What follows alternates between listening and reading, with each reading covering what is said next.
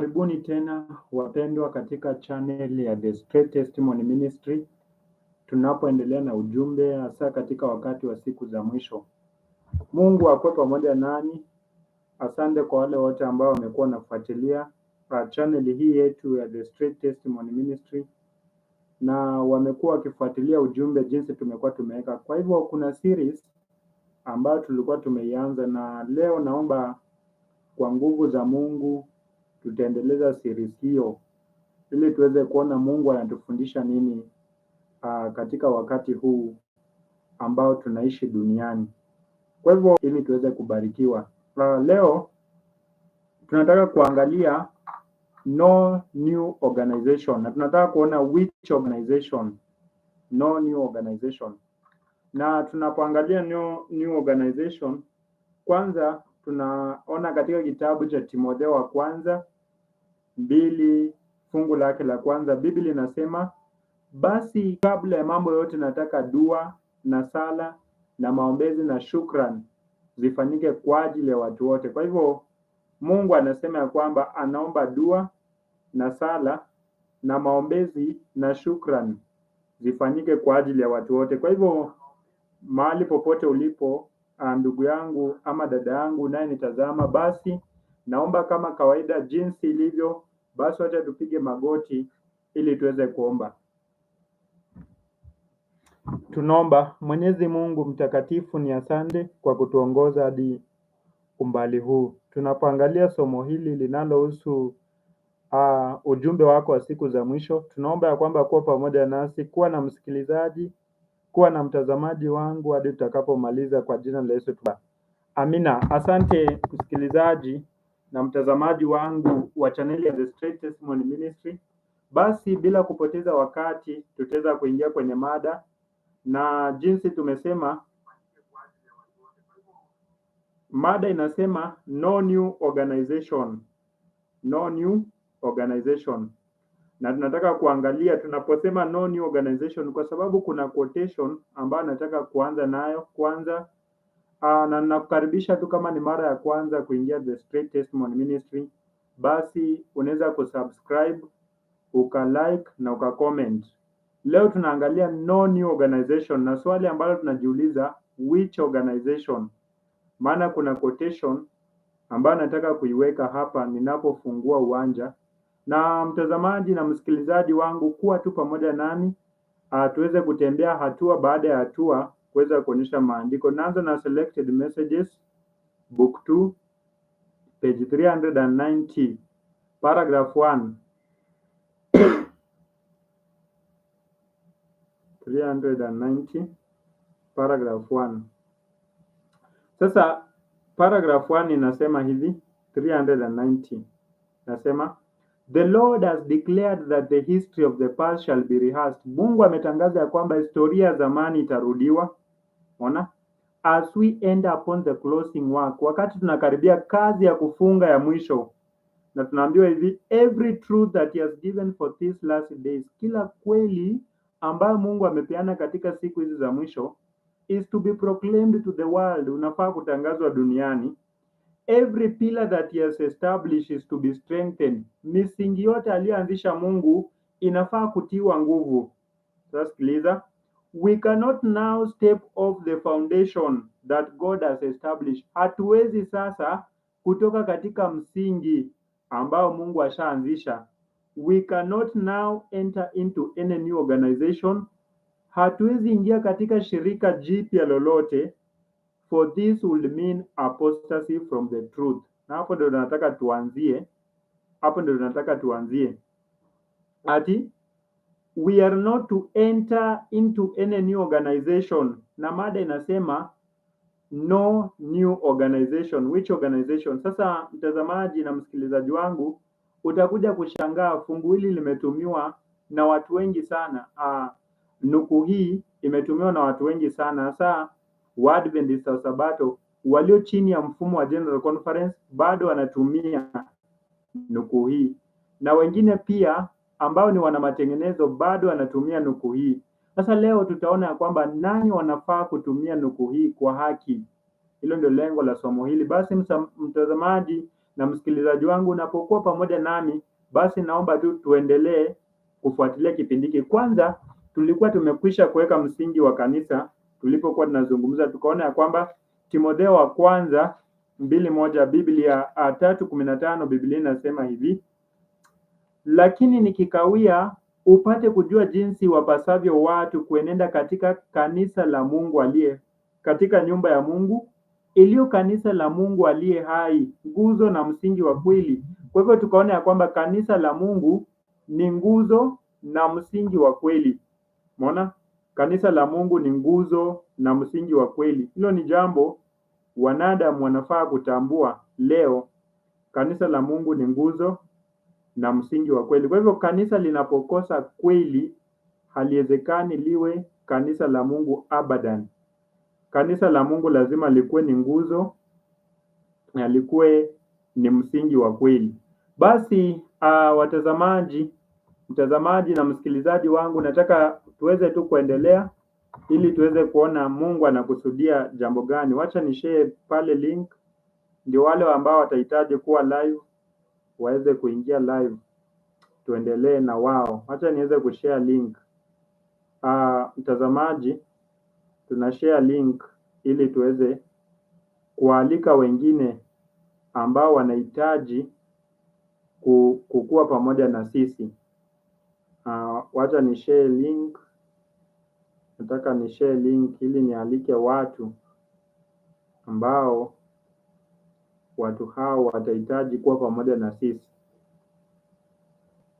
Haya, nashukuru. Sasa mtazamaji, tulikuwa tumeanza, tunaona ya kwamba katika Timotheo wa kwanza 3:15 Biblia inasema, lakini nikikawia upate kujua jinsi wapasavyo watu kuenenda katika nyumba ya Mungu iliyo kanisa la Mungu aliye hai, nguzo na msingi wa kweli. Kwa hivyo kanisa la Mungu linaitwa nguzo na msingi wa kweli.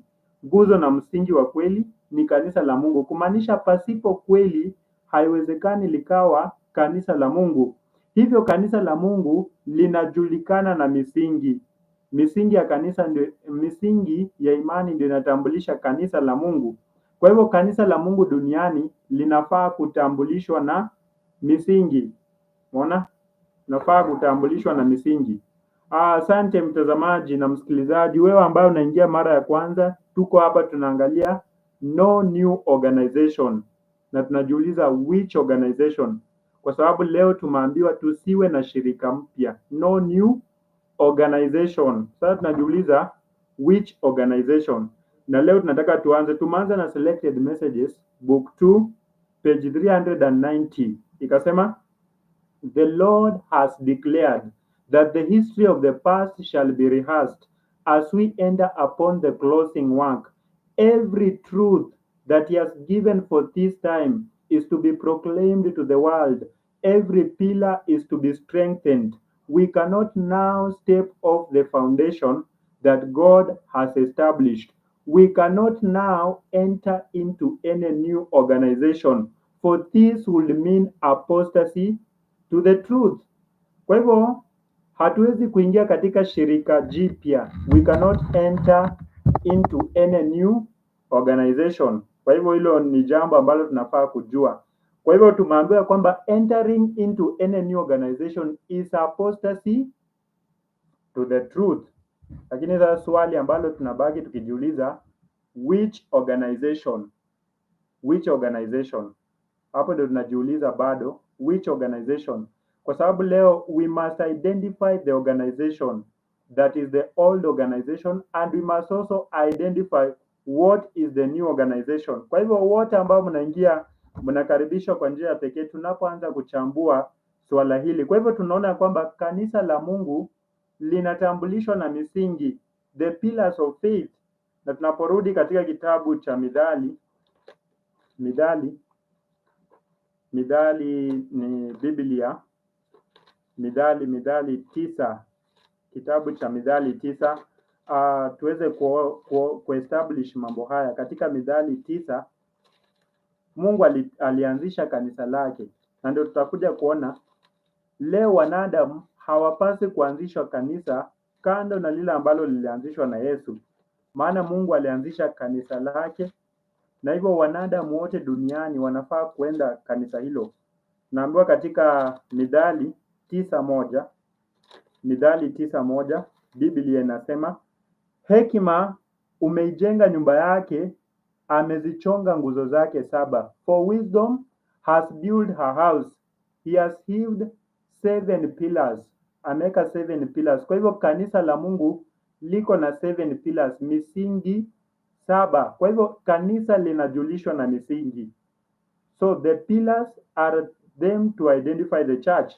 Na tunaona katika Mathayo 16, Mathayo 16 fungu la 18, 16:18, kitabu ni cha Mathayo. Biblia inasema hivi, inasema nami nakuambia wewe ndiwe Petro, na juu ya mwamba huu nitalijenga kanisa langu. Yesu anasema juu ya mwamba huu nitalijenga kanisa langu, wala milango ya kuzimu haitalishinda. Yesu anasema ya kwamba atajenga kanisa lake na milango ya kuzimu haitalishinda kanisa lake. Kwa hivyo kuna kanisa la Kristo ambalo linajengwa na Kristo na milango ya kuzimu haiwezi kalishinda kanisa hilo. Watu wa Mungu wanafaa kugundua. Kwa hivyo kuna kanisa lililoanzishwa na Yesu na watu wote ulimwenguni wanaodai kuwa ni Wakristo wanafaa kuenda kanisa hilo. Na ndio leo tunaangalia no new organization. Which organization? Sasa sikiliza. Kwa hivyo mahali ambapo Yesu atakuwa, hapo ndio kanisa lake na ndio msingi ambao tunataka kujenga. Katika kitabu cha Mathayo hiyo 18:20, alafu turudi kwa roho ya unabii, maana leo lazima tutakagua mambo na kufanyia operation mambo kadha wa kadha. Katika roho ya unabii 18:20, kitabu cha Mathayo, Biblia inasema kwa kuwa walipo 2-3 wamekusanyika kwa jina langu, nipo papo hapo katikati yao. Yesu anasema ya kwamba palipo 2-3 wamekusanyika kwa jina lake, Yesu ako hapo katikati yao. Umeona? Kwa hivyo palipo 2-3 wamekusanyika kwa jina la Kristo, Kristo ako hapo. Na Kristo akishakuwa hapo, linakuwa kanisa lake. Kwa hivyo kanisa la Kristo ni kanisa ambalo Kristo yuko hapo. Umeona? Kanisa ambalo Kristo yuko hapo, hapo ndio linakuwa kanisa lake. Kwa hivyo Yesu akiwa na kikundi fulani, hicho kikundi ndio kitakuwa kanisa la Mungu. Tunataka kuweka msingi huo ili tukuje tuangalie no new organization. Katika kitabu cha Roho ya Unabii 17 MR Manuscript Release Volume 17 page 81 paragraph number 4. 81 paragraph number 4. Sikiliza, Roho ya Unabii nazungumza, inasema God has a church. Mungu ako na kanisa. It is not the great cathedral. Si majumba makubwa. Sikiliza. It is not the great cathedral. It is not the great cathedral. Si majumba makubwa. Neither is it the national establishment. Mwana, kanisa la Mungu si national establishment. Neither is it the various denominations. Si madhehebu mbalimbali ambayo watu wanasema leo ndio kanisa. Si madhehebu. It is the people who love God and keep his commandments. Ni watu wanaopenda Mungu na kushika amri zake. Tunaambiwa where 2 or 3 are gathered together in my name, there am I in the midst of them. Kristo anasema palipo 2-3 wamekusanyika kwa jina lake, Kristo yuko hapo hapo na wao. Tunaambiwa hivi, where Christ is even among the humble few. Mahali ambapo Kristo ako hata wakiwa wachache kiasi gani, this is Christ church. Hili ni kanisa la Kristo. Umeona? Na anasema hivi, this is Christ church. Mahali Kristo ako. For the presence of the high and holy one who inhabited eternity can alone constitute a church. Mahali popote ambapo Kristo yuko peke yake ndio linaweza kuwa kanisa la Kristo. Kwa hivyo mahali ambapo Kristo hayuko haliwezi likawa kanisa la Kristo. Sasa swali, Kristo anakuwa kanisa lake kwa jinsi gani? Ndio tuone leo which organization is the new organization. Maana kanisa la Kristo katika vizazi vyote lazima Kristo akuwe hapo. Umeona? Na ndio tunaambiwa kwamba katika Waefeso 2:20 mumejengwa juu ya msingi wa mitume na manabii, Yesu Kristo mwenyewe akiwa ni jiwe kuu la pembeni, kumaanisha Kristo anafaa kuwe hapo kama jiwe kuu la pembeni. Umeona, katika movement yoyote ambayo inadai kuwa ni kanisa la Mungu, lazima Kristo akuwe hapo kama jiwe kuu la pembeni. So where Christ is, that is his church. So hii ni kutuonyesha kwamba organization must go with the truth. Hakuna organization ambayo inafuata deception ambayo itadai kuwa ni organization aliyeanzisha Yesu. Umeona? Sasa msingi aliyoweka Yesu, sikiliza, katika Yohana 14:6, msingi aliyoweka Yesu, sikiliza mpendwa msikilizaji. Msingi aliyowekwa Yesu anasema hivi. Yesu anazungumza, anasema, Yesu akamwambia, mimi ndimi njia na kweli na uzima. Yesu aliweka msingi, akasema ya kwamba yeye ndiye njia, kweli na uzima. Kwa hivyo mahali popote ambapo Yesu yupo, tunatarajia kuwe na ukweli. Kuwe na nini? Kuwe na kweli. Kwa hivyo kanisa la Yesu lazima liwe nguzo na msingi wa kweli. Kwa hivyo Yesu anapokuwa hapo, ndio linaitwa kanisa la Mungu na linashika ukweli. Kwa hivyo kanisa la Mungu linapimwa na kweli za Biblia. Hilo ni jambo tunafaa kujua kwanza, kama wote tunaofuatilia mambo haya, ili tuweze kujua organization lazima ifuate kweli. Organization ni mpangilio, unaona? Na mpangilio lazima ukuwepo katika kila kanisa, na ndio maana Timotheo, Paulo anapoandikia Timotheo anamwambia, nikikawia upate kujua jinsi iwapasavyo watu kuenenda katika kanisa la Mungu. That is organization. They need to have organization. Kwa hivyo organization, ili organization ya kweli, lazima iambatane na ukweli. It must go with the truth. Sasa wakati Roho ya Unabii inaandika Selected Messages Book 2 page 390 paragraph 1, inasema ya kwamba the Lord has declared that the history of the past shall be rehearsed. Umeona?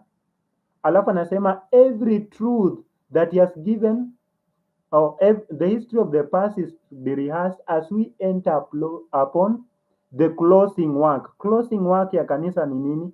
The loud cry of the third angel's message. Sasa the Lord has declared that the history of the past shall be rehearsed as we end upon the closing work. Every truth that he has given for these last days, kweli zote ambazo Mungu amepeana kwa ajili ya siku za mwisho, is to be proclaimed to the world.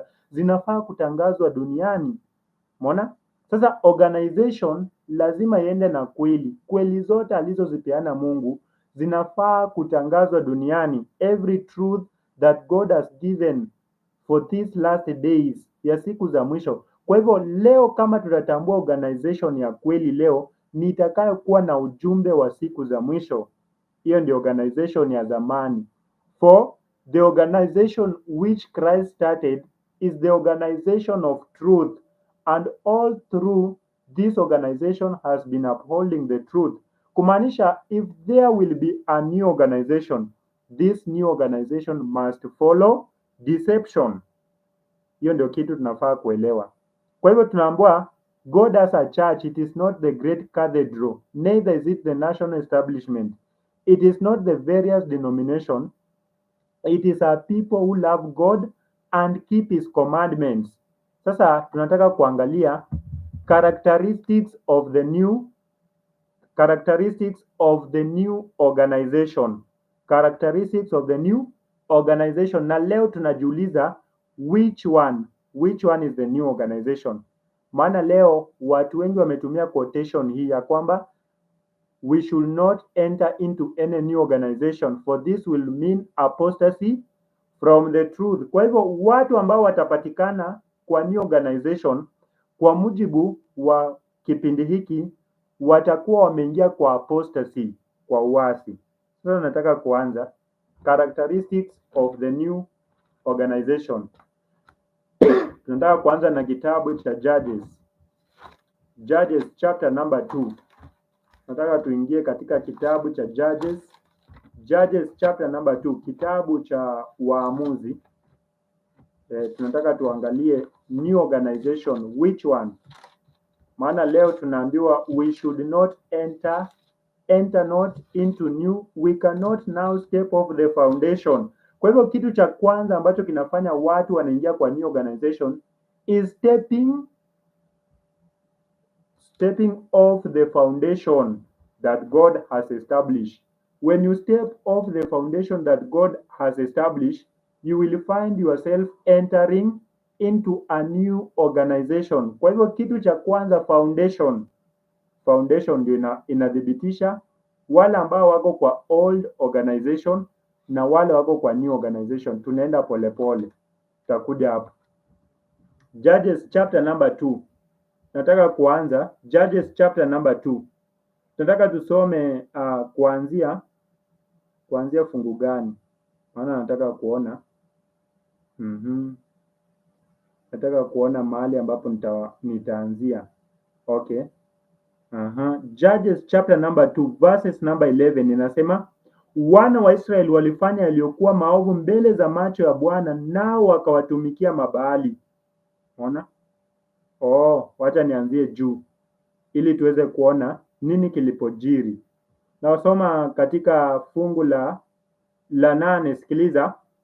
Kisha Yoshua mwana wa Nuni mtumishi wa Bwana akafa. Hawa ni mababa wa imani, the fathers of faith wa Israeli. Walipokufa, tunaona wa mwisho ambaye anakufa aliyetoka Misri ni Joshua, ambaye alikuwa among the fathers of faith. Tunaambiwa kisha Yoshua mwana wa Nuni mtumishi wa Bwana akafa, naye alipata umri wa miaka 110.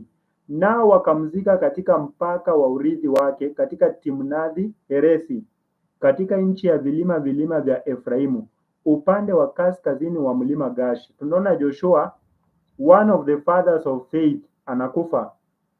10 nasema, tena watu wote wa kizazi hicho waliotoka Misri wakaona matendo makubwa ya Mungu, wale ambao walipewa agano na Mungu, waliokuwa na personal contact na Mungu. Tunaambiwa watu wote wa kizazi hicho nao walikusanywa waende kwa baba zao. Umeona? Kikainuka kizazi kipya, new generation, new organization. Kikainuka kizazi kipya kingine nyuma yao ambacho hakikumjua Bwana. Kwa hivyo sifa kubwa ya new organization, ya kizazi kipya ambacho kinainuka baada ya mababa wa imani kufa, kizazi hicho hakimjui Bwana, wala hakikujua hiyo kazi ambayo alikuwa ameitenda kwa Israeli, kwa ajili ya Israeli. Wana wa Israeli walifanya yaliyokuwa maovu. Kwa hivyo kizazi hiki kipya, the new organization, characteristics the new organization, wanapokuja wanafanya yaliyo maovu machoni pa Bwana. Kwa hivyo the new organization wanapoingia wanakana imani. Kwa hivyo kukana imani ndio kunasababisha tunakuwa na new organization, na ndio maana organization must go with the truth. Unaona? Ndio tunataka kurudia selected messages book 2. Book 2 2SM page 390 paragraph number 1 inasema hivi. Sikiliza. The Lord has declared that the history of the past shall be rehearsed as we end upon the closing work. Every truth that he has given for these last days, every truth, kweli zote ambazo Mungu amepeana kwa ajili ya siku hizi za mwisho, is to be proclaimed to the world, zinafaa kutangazwa duniani. Every pillar that he has established is to be strengthened. Misingi yote ambayo Mungu ameanzisha inafaa kutiwa nguvu. We cannot now step off the foundation that God has established. Hatuwezi sasa kuondokea misingi ambayo Mungu ameweka. Kwa hivyo kanisa linajumulishwa na misingi. We cannot now enter into any new organization. Tutakapoondokea misingi ambayo Mungu ameshaweka, tutaingia kwa new organization. Unaona? We cannot now enter into any new organization, for this would mean apostasy from the truth. Sasa hiyo misingi ni gani? Najua hapo ndio watu hawajaweza kujua. Sasa sikiliza, wacha tuanzie quotation juu.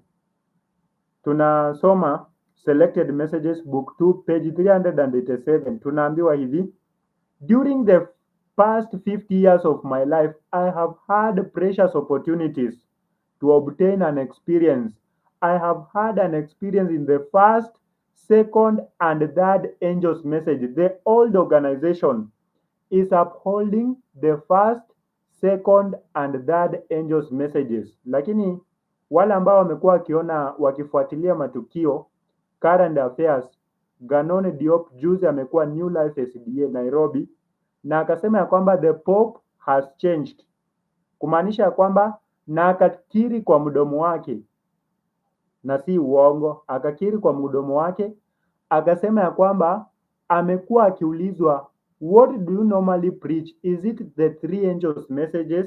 Akasema no, I don't preach the three angels messages, I preach Jesus Christ. Alitamka mwenyewe, kisa na maana yeye amekataa ujumbe wa malaika watatu, na wengine labda hawajajua Ganoni Diop ni nani. Ganoni Diop anashikilia ofisi ya Religious Liberty katika mfumo wa General Conference kule kwenye ngazi ya juu, kumaanisha anapoongea anaongea kama sauti ya General Conference, anawakilisha all the departments in the General Conference. Mona, na alisema ya kwamba the Pope has changed. Kitu cha kwanza alisema. Kitu cha pili alisema ya kwamba yeye hahubiri ujumbe wa malaika watatu. Mona, tunaambiwa ya kwamba the old organization kwanza they were upholding the three angels messages. The angels are represented as flying in the midst of heaven, proclaiming to the world a message of warning and having a direct bearing upon the people living in the last days of this earth history. Kwa hivyo wanafaa kuambiwa ujumbe wa malaika watatu ambao Ganon Diop, leader of Religious Liberty General Conference SDA, alisema yeye hahubiri ujumbe huo. Umeona, tunaambiwa hivi, no one hears the voice of these angels, for they are a symbol to represent the people of God who are working in harmony with the universe of heaven, men and women enlightened by the Spirit of God and sanctified through the truth, proclaim the three angels, the three messages in their order. Naona?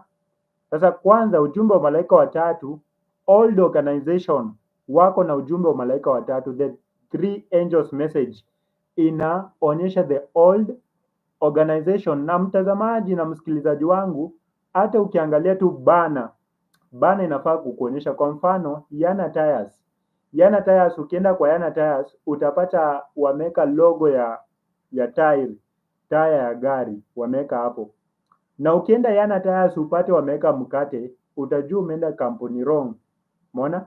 Kwa hivyo kwanza hata tu logo inafaa kuonyesha which is the old organization and which is the new organization. The old organization was to believe on the three angels message. Maana tunaposoma Testimonies for the Church volume number 1, volume 9, page 19, paragraph 1 inasema, in a special sense Seventh-day Adventists have been set in the world as watchmen and light bearers.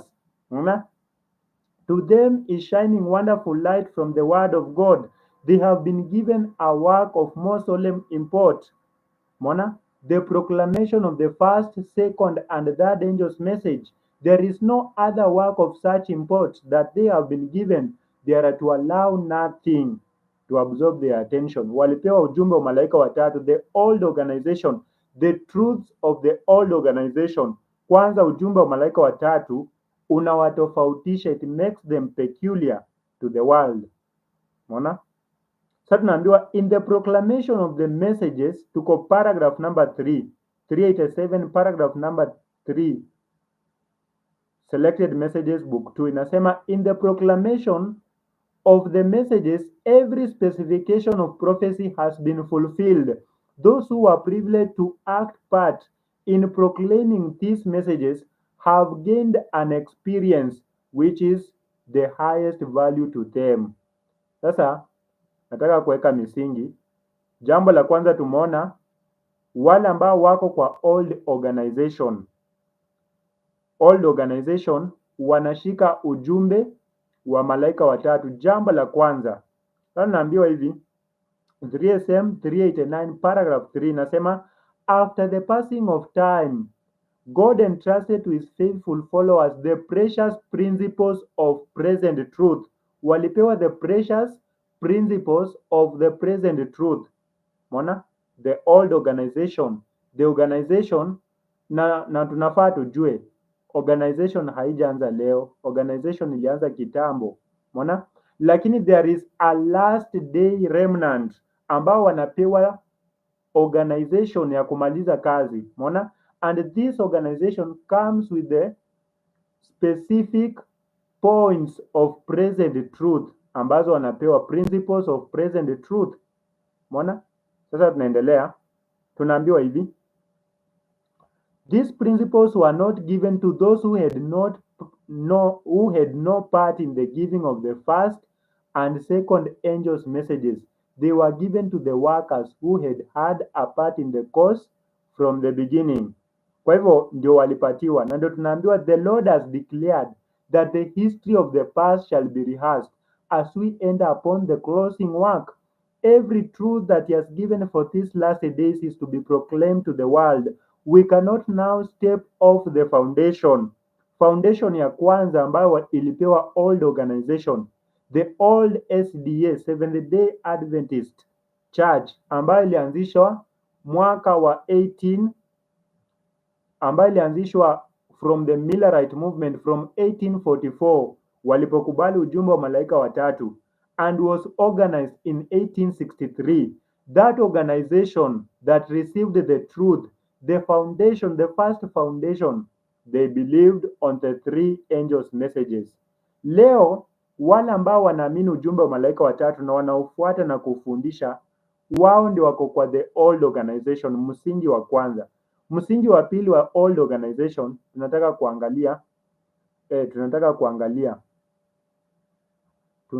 kuangalia msingi wa pili wa the old organization of Seventh Day Adventist. Maana leo Waadventista wamekuwa wengi na wote wanadai kuwa old organization. Wengine wamechukua structure. Structure is just part of the organization. For the organization to be complete, it must go with the truth. Umeona? Hiyo ndio jambo watu wengi hawajaweza kutambua. Umeona? Hilo ndio jambo watu wengi hawajaweza kutambua. Tunasoma Counsel for the Churches, page 326, paragraph number 7. Inasema hivi. I beseech those who are laboring for God not to accept the spurious for the genuine. Umeona? Let not human reason be placed where divine sanctifying truth should be. Wacha akili za wanadamu zisiwekwe mahali ambapo ukweli wa Mungu unaotakasa unafaa kukua. Christ is waiting to kindle faith and love in the hearts of his people. Yesu anangojea kuamsha upendo na imani kwa wale ambao wanamngojea. Unaona? Let not erroneous theories receive countenance from the people who ought to be standing on the platform of eternal truth. Wacha mafundisho ya uongo yasionekane kati ya wale ambao wanafaa kusimama katika firm platform of eternal truth. Sasa sikiliza, hiyo firm platform of eternal truth ni gani? Ambayo inawakilisha the old organization, ambayo inafaa kutuonyesha which is the old organization. Sikiliza, tunaambiwa hivi, God calls upon us, Mungu anatuita to hold firmly, kushikilia kwa nguvu, to the fundamental principles that are based upon unquestionable authority. The old organization was based upon the fundamental principles. It was based upon the fundamental principles. Kwa hivyo fundamental principles ndio zinawakilisha the principles of the old organization. The old organization was based on the fundamental principles. Kumaanisha, na dada White ameandika katika 2SM page 390 amesema, we cannot step off the foundation that God has established. Hatuwezi ondokea misingi ambayo Mungu alianzisha. Msingi wa kwanza tunaona alilipatia kanisa ujumbe wa malaika watatu, the three angels message, ambalo representative wa General Conference Ganon Diop katika New Life SDA juzi amekataa, amesema ya kwamba he doesn't preach the three angels message, he only preach Christ. Unaona, amekataa. Alafu tunaambiwa msingi wa pili, God calls upon us to hold firmly to the fundamental principles that are based upon unquestionable authority. Tumeambiwa kwamba fundamental principles zilikuwa based upon mamlaka yasiyoweza kuulizwa swali, ndio alianzisha fundamental principles, na hizi fundamental principles ndio zinaanzisha kanisa la Waadventista wa Sabato. Lakini Waadventista wa Sabato wengi duniani unapowauliza, wengi wanajua fundamental beliefs, hawajui fundamental principles. Sasa hawajaweza kujua ni lini fundamental principles zilibadilishwa na leo wakaletewa fundamental beliefs. Na kilichofanya fundamental beliefs zikaletwa ni kwa sababu ya kujaribu kuingiza fundisho la utatu in the 1980s. Unaona? 1980s wakabadilisha fundamental beliefs. Unaona? Wakabadilisha fundamental principles, wakaleta fundamental beliefs. Kwa hivyo wakaondokea msingi wa pili ambao ulisimamisha imani ya Waadventista. Umeona? Sasa tunataka kwenda katika kitabu kingine kinaitwa Selected Messages, ama ngoja kwanza tuone kitu hapa. Nataka kuona kitu hapa. Fundamental principles that were based upon unquestionable authority. Tunaambia kwamba fundamental principles, kanuni, fundamental principles, najua Kiswahili kimepungukiwa, hatuwezi kusema kanuni, lakini tukitranslate utaona inakuja kanuni, lakini Kiswahili kimepungukiwa.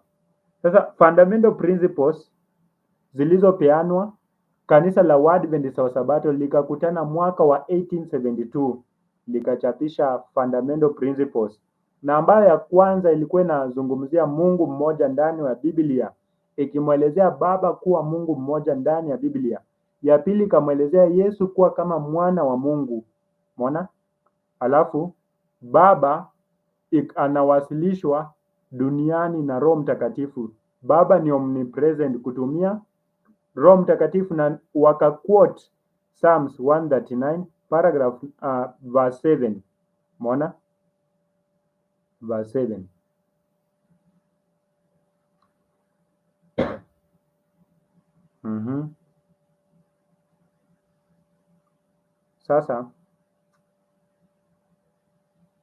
Sasa tunataka kuendelea. Kwa hivyo tunaona ya kwa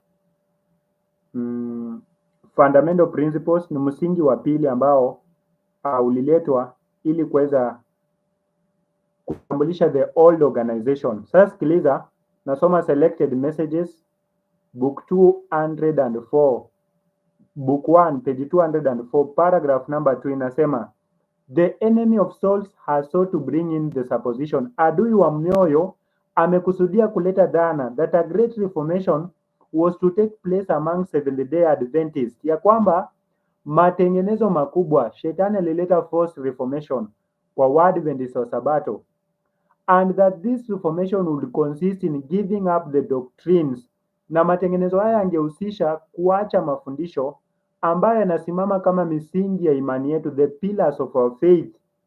Na tuliona ya kwamba kanisa la Kristo linajulikana na pillars. The old organization is known by the pillars, not by the structure. Mona? I know the structure was also given by God, lakini the structure alone is not complete without the truth.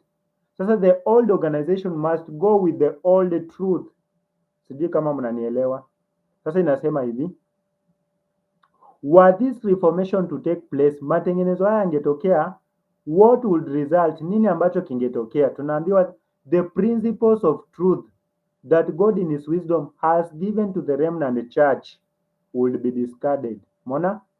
Sasa principles za kweli ambazo Mungu alilipatia kanisa la masalia kwa sababu ya matengenezo ya shetani ya uongo, principles hizi zikatupwa mwaka wa 1980s.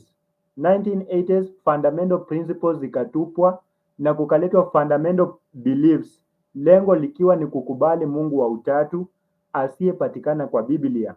Unaona? Sasa tunaambiwa hivi, our religion will be changed. Na tuliona what defines religion is who is worshipped. So when they say our religion will be changed, meaning they will change God. Unaona? Na mwaka wa 1981 Waadventista wa Sabato wakakubali Mungu wa utatu, the Trinity God of Babylon. Umeona? Pioneers wa imani hawakuwahi kubali Mungu wa utatu. Unaona? J.N. Andrews walikataa utatu, James White wakakataa, Joseph Bates walikataa fundisho la utatu. Lakini mwaka wa 1980 Waadventista wa Sabato wakakubali fundisho la the Trinity God of Babylon. Umeona? Alafu tunaona ili waonyesha kwamba dini imebadilika, mwaka wa 1997 wakabadilisha logo, wakaachana na logo ambayo ilikuwa inaonyesha ujumbe wa malaika watatu, wakaweka logo ya flame. Umeona? Na msalaba katika logo hiyo umeangalia chini. Umeona? Ishara ya kwamba aliyeleta logo hiyo ni Katoliki, kwa sababu tunaona katika kiti cha Pope ndio tunapata msalaba ulioangalia chini. Unaona? Our religion will be changed. Dini yetu imebadilishwa. Kwa hivyo Wasabato wengi hawajajua ya kwamba wamebadilishiwa dini. Umeona? Wako kwa dini ambayo imebadilishwa. Ni kama tu Naboth aliambiwa kwamba hili shamba niuzie ama unibadilishie nikupatie nyingine. Lakini Naboth was a Protestant. Hakukubali kubadilisha shamba na hakukubali kuuza. Lakini leo Waadventista wameshindwa kusimama kama Naboth. Wamebadilishiwa dini yao. Na ndio maana logo peke yake inafaa kukuonyesha Waadventista wa Sabato wamebadilishiwa dini yao. Unaona? Sasa tunaambiwa hivi, our religion will be changed. The fundamental principles that have sustained the work for the last 50 years will be accounted as error. Na inasikitisha leo watu wengi ambao ni Waadventista hata hawajui fundamental principles ni nini. Umeona? Hawajui. Leo wanajua fundamental beliefs. Ukiwauliza hizi fundamental beliefs zilianza kuwa kanisani lini, hawana habari. Umeona? Na Waadventista wengi hawachunguzi mambo haya. Sasa new organization inatoa fundamental principles.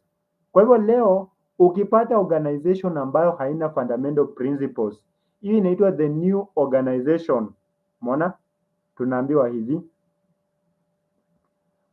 the fundamental principles that have sustained the work for the last 50 years will be accounted as errors. Itahesabiwa kuwa ni makosa. Na ndio leo hata hawana aibu kukosoa ya kwamba pioneers hawakuelewa fundisho la Trinity.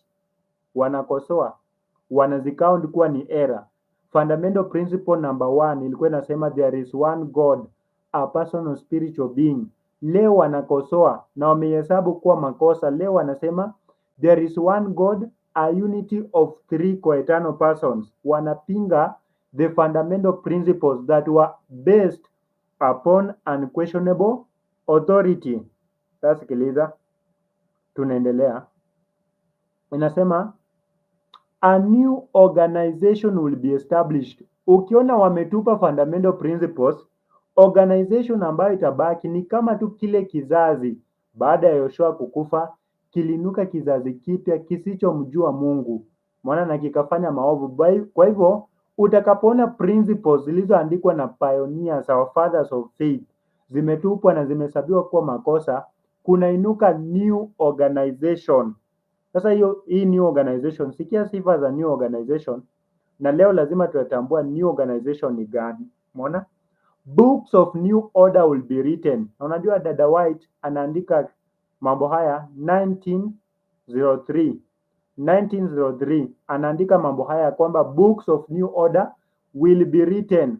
Na immediately anapokufa 1915, mwaka wa 1931 Leroy Froom anakuja kuandika kitabu kinaitwa The Movement of Destiny. Baada anakuja kuandika 1966 anakuja kuandika The Movement of Destiny, akijaribu kumwelezea Roho Mtakatifu kama nafsi tatu ya Mungu.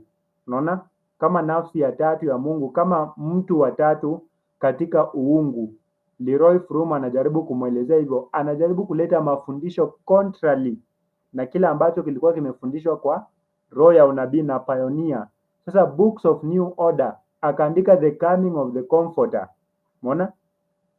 The Coming of the Comforter. Na hata leo tunapozungumza 2024 kumekuja vitabu vingi, Books of New Order ni nyingi. Unaona? Sasa Books of New Order will be written, vitabu vya mfumo mpya vingeandikwa. Sasa sikiliza, a system of intellectual philosophy will be introduced. Taasisi ya filosofia ya kiakili ingeanzishwa. Sasa na ndio maana Waadventista wa Sabato wakaanza kupeleka wachungaji wao wasome theolojia, na leo wanaenda kusomea theolojia hadi shule za Wakatoliki. Unaona? Sasa mfumo wa filosofia ya kiakili ukaanzishwa, na ndio leo wasikilize wanapoargue kuhusu Trinity. Utashangaa hoja ambazo wanazileta, unashangaa wanasema ya kwamba utawasikia wakisema ya kwamba the Son being the begotten Son of God. This begotten means that he was adopted or installed as the Son of God. Hizo ideas zinatoka wapi? Philosophy. A system of philosophy, a system of intellectual philosophy will be introduced. Wachungaji wakaanza kwenda theolojia. Sasa hizi ni sifa za new organization. Tumeona old organization iko na ujumbe wa malaika watatu, iko na misingi ambayo inajulikana kama fundamental principles. Umeona? Iko na fundamental principles ambazo zilikuwa zinamtangaza Mungu mmoja. Kwa hivyo old organization was believing a one true God, lakini the new organization inaamini Mungu wa utatu. Iko na Books of New Order. Mfano wake tunaona kitabu kilichoandikwa na Leroy Froome ambacho kinaitwa The Movement of Destiny, ambacho kilijaribu kuleta fundisho la utatu kwa Adventista wa Sabato. Akaandika tena The Coming of the Comforter, vitabu ambavyo ni vya mfumo mpya. The new Books of New Order will be introduced. A system of intellectual philosophy will be introduced. The founders of this movement, waanzilishi wa vuguvugu hili, will go into cities and do a wonderful work. Watafanya kazi ya ajabu. The Sabbath of course will be lightly regarded as also the God who created it. Nothing will be allowed to stand in the way of the new movement. Kwa hivyo hii movement inaitwa new movement. Kwa nini? Imeachana na imani za kitambo, imeachana na principles za kitambo, imeachana na fundamental principles ambazo zilianzisha kanisa la Waadventista wa Sabato, zikachapishwa mwaka wa 1872. Limeachana na hizo principles.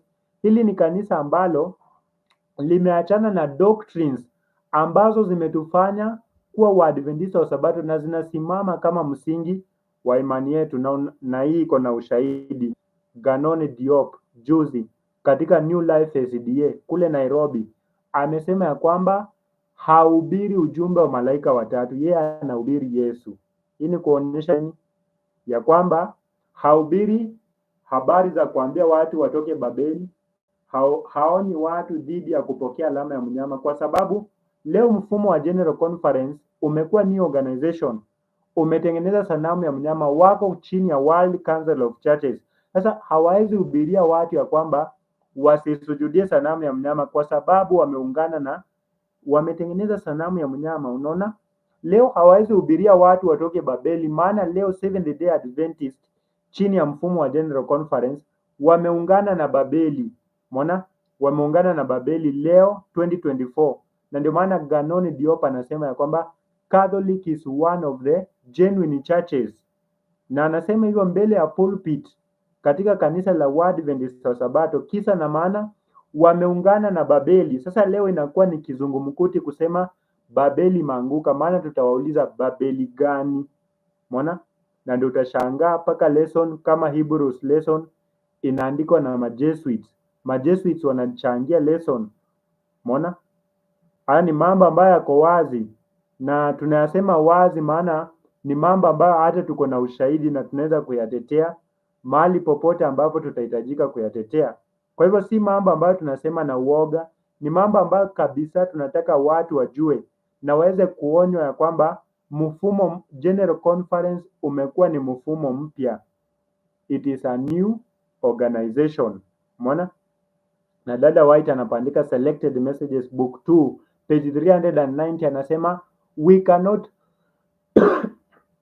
samani, anasema we cannot now step off the foundation that God has established. Foundation gani Mungu alianzisha? Amesema ya kwamba we are to hold firmly with a grip of faith to the fundamental principles which are based upon unquestionable authority. Ni msingi gani? Which foundation did God start? It is the fundamental principles. Lakini leo Waadventista wametupa fundamental principles na leo wameshika fundamental beliefs. Lengo la kuleta beliefs badala ya principle lilikuwa nini? Kuintroduce Mungu ambaye anaitwa the Trinity God of Babylon. Unaona? Hayo ndio mambo. Na leo Wasabato wamebadilishiwa dini yao pasipo kujua. Umeona? Wamebadilishiwa dini yao na wengi hawajui, kwa sababu Mungu aliyeabudiwa na pioneers of faith sio Mungu ambaye anabudiwa leo. Nataka nikusomee kitabu kimoja.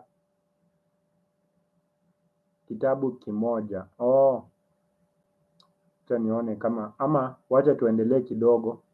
Tunasoma kitabu kinaitwa YRP, He shall receive power. He shall receive power, page 235, paragraph number 4. 235 paragraph number 4 inasema those who seek to remove the old landmarks are not holding fast. Wale ambao wanatafuta kutoa mipaka ya imani yetu hawashindani imani. They are not remembering how they have received and heard. Those who try to bring in theories that will remove the pillars of our faith. Wale ambao wanajaribu kuleta mafundisho ya uongo ambayo yanaenda kuondoa misingi ya imani yetu. Na unaona reformation ya shetani, Selected Messages Book 1 page 204 paragraph 2 amesema this reformation will consist in giving up the doctrines which stands as the pillars of our faith. Hapa kwa YRP tunaambiwa those who try to bring in theories that would remove the pillars of our faith concerning the sanctuaries, zinazohusu hekalu, sanctuary, umeona, or concerning the personality of God, ama zinazohusu nafsi ya Mungu, or of Christ, ama zinazohusu nafsi ya Kristo, are working as blind men. Na ndio maana wale ambao walileta fundisho la utatu ndani ya kanisa la Waadventista wa Sabato, roho ya unabii nasema ya kwamba ni vipofu. Unaona? They are seeking to bring in uncertainties and to set the people of God adrift without an anchor. Hawa wanataka kutoa watu wa Mungu katika ukweli. Unaona? Sasa naambiwa those who claim to be identified with the message that God has given us should have keen, clear spiritual perception that they may distinguish truth from error. Ni wakati mtazamaji na msikilizaji wangu, lazima tutofautishe kati ya kweli na uongo. Sasa tunaambiwa hivi, the word spoken by the messenger of God is wake up the watchman. If men will discern the spirit of the messages given and strive to find out from what source they come, the Lord God of Israel will guard them from being led astray. Mungu atatukinga na kupotoshwa. Nataka kusoma quotation ya mwisho ninapomalizia, ambayo nataka tuisome ni 12 MR manuscript volume 12 page 220 paragraph 3. Inasema hivi: when a church depends on parade, wakati kanisa linategemea magwaride, ceremonies and displays, sherehe na maonyesho, be sure that inward holiness is wanting. Kuwa na hakika ya kwamba utakatifu wa ndani haupo. To make up for the absence of the Spirit of God, ili kuweza kuzuia kutokuonekana ya kwamba hawana roho wa Mungu. To conceal spiritual poverty and apostasy, ili kuficha umaskini wa kiroho na uasi. The outside is made attractive. Nje kunaonekana kuwe kwa kuvutia. Thus the Protestant churches are following in the footsteps of Rome. Kwa hivyo makanisa ya Waprotestanti yanafuata nyayo za Rome, depending not on Christ the divine teacher but upon their ornaments and shrine. Kwa hivyo tunaambiwa kanisa ukiliona limeanza kutegemea magwaride, sherehe na maonyesho, anza kujua utakatifu haupo. Umeona? Na roho wa Mungu hayuko katika hayo makanisa, na ndio maana leo tunasema General Conference SDA umekuwa ni mfumo mpya, ni new organization. Old organization inajulikana na doctrines za kweli. Old organization hawakuamini Trinity, hakuna pioneer hata mmoja aliamini Trinity. Ellen White hakuamini Trinity. Kwa hivyo Waadventista wote wa awali waasisi hawakuamini fundisho la utatu. Unaona? Old organization hawakuwa na fundamental beliefs, hawakuwa na creed, walikuwa na fundamental principles which was a synopsis of faith, ambayo ilikuwa na hoja zilizochunguzwa na maandiko. Umeona? Na zikathibitishwa kwamba ni hoja za kweli. Fundamental principles that were written and published in 1872 by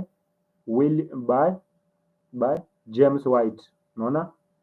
The old organization walikuwa na ujumbe wa malaika watatu, hivyo logo yao ilikuwa na ujumbe wa malaika watatu, lakini leo Seventh Day Adventist chini ya mfumo wa General Conference, kwa sababu wamekuwa new organization, wameachana na logo ya ujumbe wa malaika watatu kwa sababu hawahitaji ujumbe wa malaika watatu tena. Wao wamekuwa ni new organization.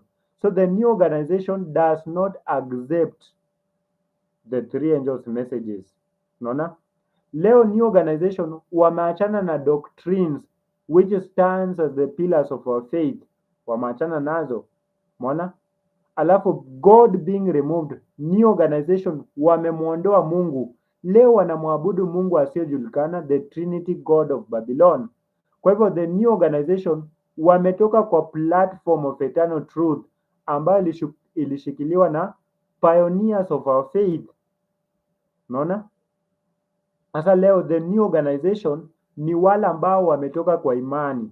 Sasa watu wanaposikia new organization wanafikiria ni wale ambao wametoka chini ya mfumo wa General Conference ambao umeasi kwa ushahidi wa mambo ambayo tumekuwa tukiyaweka, lakini new organization ni wale wanakataa ukweli, kwa sababu hiyo quotation imesema we cannot step off the foundation that God has established. We cannot enter now into any new organization, for this would mean apostasy from the truth.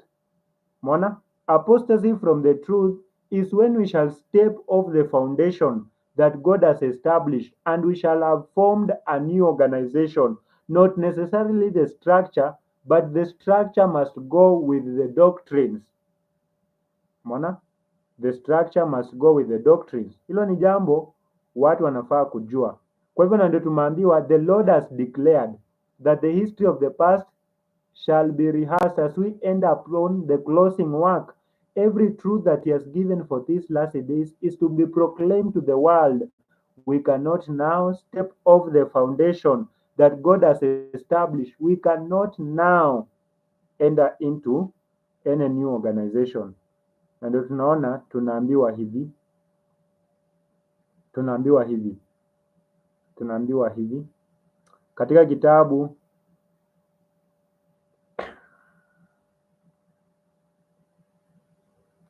kinaitwa KC The Grace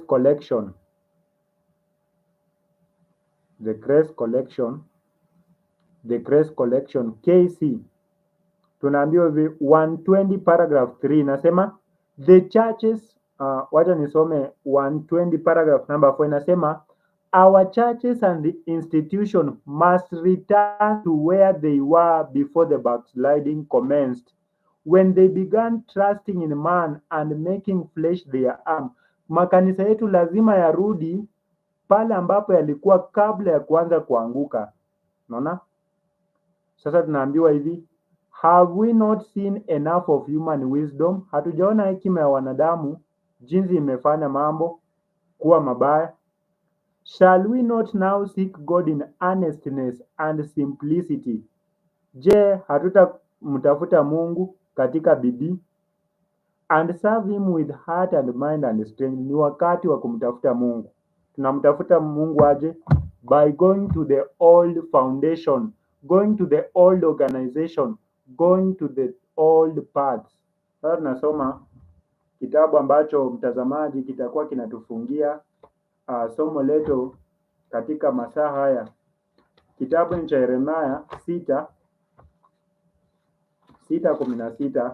Kitabu ni cha Yeremia 6:16. Biblia inasema hivi: Bwana asema hivi, simameni katika njia kuu, mkaone, mkaulize habari za mapito ya zamani, i wapi njia iliyo njema, mkaenende katika njia hiyo, nanyi mtajipatia raha katika nafsi zenu. Lakini walisema, hatutaki kwenda katika njia hiyo. Kwa hivyo tunaishi kipindi ambacho viongozi wa dini wameingia katika uasi wa mwisho, na leo watu wote ambao watadai kuwa wana wa Mungu lazima watatoka ili waweze kutafuta the old organization ambayo ilikuwa na the old truth. Umeona? Lazima watu wote ambao ni Wakristo watamfuata Kristo aliko. Mfumo wa General Conference tunaona tumeambiwa Roho wa Mungu hayuko when a church depends on parade, ceremonies and display. Na unaposoma last day events page 49 paragraph 1 nasema the church is in the Laodicean state. The presence of God is not in her midst. Mungu hayuko katika kanisa hilo. Kwa hivyo wale ambao ni waaminifu lazima wataweza kutafuta misingi ya zamani ili waweze kusimama katika misingi hiyo. Wataweza kutafuta kusimama kwa fundamental principles ambazo zilichapishwa mwaka wa 1872. Watasimamia ujumbe wa malaika watatu ambao nalitambulisha kanisa la Waadventista wa Sabato. Wataweza kutafuta kusimama na ukweli jinsi unavyoletwa na kanisa la Waadventista wa Sabato. Unaona? Kwa hivyo wale ambao wanatafuta the old landmarks, wanaosimama katika old landmarks, wao ndio the old organization. New organization kwa mujibu wa Selected Messages book 1 page 204 paragraph number 2 tumeambiwa kwamba they have discarded the doctrines which stands as the pillars of our faith. Kitu kingine wamesema our religion has been changed. That religion, the new organization has changed the religion. Because of this, they have changed God. Wamebadilisha Mungu. Unaona? Alafu tunaambiwa kwamba they have accounted as error the principles, the fundamental principles that had sustained the work for the last 50 years. When Ellen White was writing this statement, they changed and they replaced the fundamental principles with the fundamental beliefs, the major purpose being to accommodate the Trinity God of Babylon. Unaona? Na tunaambiwa kwamba hivi a books of new order will be written. Mfumo wa General Conference ulianza kuwa new organization wakati walikataa mafundisho ya awali na wakaandika vitabu books of new order. Leroy Edwin Fromm mwaka wa 1966 akaandika kitabu The Movement of Destiny kilicholeta fundisho la the Trinity God of Babylon ambalo lilikubaliwa mwaka wa 1980. Unaona? 1980 wakaleta mungu wa uongo, mungu wa Roma, the Trinity God of Babylon. Kwa hivyo Wasabato wakabadilishiwa dini. Unaona? Inasema kwamba the principles of truth that God in his wisdom has given to the remnant church will be discarded. Wakaachana na ujumbe wa malaika watatu, na leo hata wanasema kwa ujasiri mbele ya watu hawataki ujumbe wa malaika watatu. Unaona? Na mambo haya ndio yanaendelea kujiri. Kwa hivyo tunaona ya kwamba wanasema a system of intellectual philosophy will be introduced. The new organization wakaanza kupeleka wachungaji wao teolojia, na leo wanawapeleka mpaka shule za Katoliki. Wachungaji wa SDA wanaenda kusoma katika shule za Katoliki na wanakuja wanapewa district, wanakuwa wachungaji. Matatizo yaliyoingia. Kwa hivyo watu wa Mungu lazima tutafute the old organization. Lazima tutafute the imani iliyoshikiliwa na pioneers of faith. Lazima tushikilie imani hiyo kwa nguvu zote. Basi kufikia hapo, nataka tu nikusihi msikilizaji na mtazamaji wangu, endelea kufuatilia The Street Testimony Ministry. Hatutachoka kupiga tarumbeta ili kuweza kuelezea watu wa Mungu ukweli jinsi ulivyo. Basi popote ulipo msikilizaji na mtazamaji wangu, wacha tupige magoti tuweze kuomba. Tunaomba. Mungu, tunalishukuru jina lako, maana umekuwa pamoja nasi tulipoanza kipindi hadi tumemaliza, na msikilizaji na mtazamaji wangu amekuwa ananifuatilia. Tunapokaza sana kufunua ujumbe huu, tunaomba ya kwamba Mungu utakuwa pamoja nasi. Tushikilie katika mbawa zako, tuongoze Mungu. Tunapotafuta ukweli, hasa kusimama katika kweli yote katika siku za mwisho, tunaomba tu Mungu kuwa pamoja nasi. Neema yako tutoshe, mapenzi yako yatimizwe, ni kwa jina la Yesu tumeomba. Asante msikilizaji na mtazamaji wangu ambao umekuwa unafuatilia channel hii ya The Street Testimony. Basi nakukaribisha tu kwa session zingine ambazo tutaendelea kuwa nazo. Tunakuja kuangalia somo linalofuata, linaitwa Protestants till death. Sisi tutabaki kuwa Waprotestanti hadi kifo. Hakuna kitu kitafanya tuache kuwa Waprotestanti. Christ was a Protestant and his followers must be Protestants till death. Basi endelea kutegea somo hilo, linakuja hivi punde, na kama basi wewe ni mgeni kuingia, naomba subscribe, like, comment and share. Mungu akuwe pamoja nani hadi tutakapokutana tena masaa mengine. Mungu awabariki zaidi kwa kufuatilia. Asante.